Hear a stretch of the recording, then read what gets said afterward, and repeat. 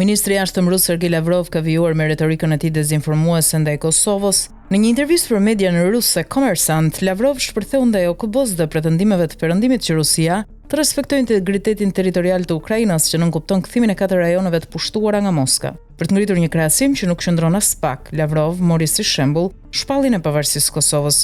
Sipas tij, Kosova u shpall e pavarur sepse shtetet fuqishme të Perëndimit menduan se ishte e nevojshme. Ata udhëhiqen nga fakti që realizuan të drejtën e kombeve për vetëvendosje në kushtet që ekzistonin atë kohë, dhe në urtësinë e tyre ata nuk duan t'i vënë në dyshim këta kufi. Megjithëse rrjedha e natyrshme e gjërave shoqërohet me faktin se ndonjëherë ndodhin përplasje të ndryshme, por nëse themi se tani e drejta e një kombi për vetëvendosje do të thotë thirrje për kaos, atëherë fuqitë që janë të lejuara të bëjnë gjithçka dhe për të cilët me sa duket po flisnin nuk mendojnë kështu. Kosovë të lutem, thot Lavrov. Mëtej ai shtoi se aso kohë Perëndimi nuk pyeti fare për integritetin territorial të Serbisë dhe vendosi që ta shpallte të pavarur Kosovën. Duke përdorur këtë retorik, Lavrov kërkonte të paralelizonte pavarësinë e Kosovës me ato rajoneve të marra nga Rusia. Ai ngriti pretendimet se në Kosovë nuk u zhvillua asnjë operacion ushtarak për të çliruar territorin, gjë që sipas tij nuk kishte asnjë rrezik për popullin shqiptar të Kosovës. Lavrov akuzoi Perëndimin për veprime dy standarde. Sipas tij, shtetet perëndimore nuk respektuan rezolutat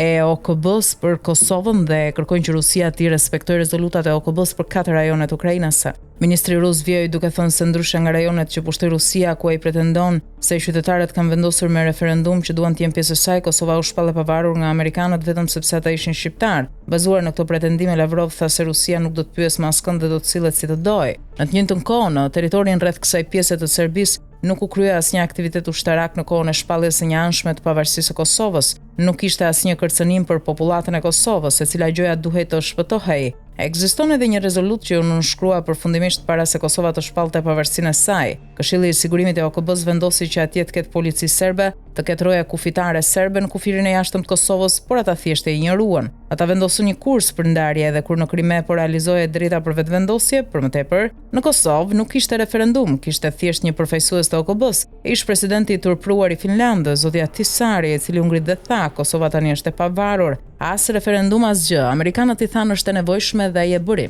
Dhe në Krime, ku pasi dha mundësim për të mbajtur lirshëm referendumin atje dhe referendumi u zhvillua, atje Perëndimi tha çfarë të drejtë për vetvendosje. Jo, nuk mundeni. Ju jeni slav dhe ne jemi shqiptar. Ky është thelbi racist. Nuk e kemi borxh askujt më, do të sillemi si të duam, thot Lavrov. Kjo nuk është hera e parë që Rusia targeton Kosovën në retorikën e saj. Që nga nisja e luftës në Ukrainë, Rusia ka nisur një luftë hibride në Ballkanin Perëndimor, duke shënjestruar vende si Kosova dhe Bosnja-Hercegovina që kanë probleme territoriale me Serbinë. Kosova është marrë disa herë shembull nga Kremlini për të justifikuar luftën e saj në Ukrainë si luftë për pavarësi për popullin e saj në rajonet e pushtuara.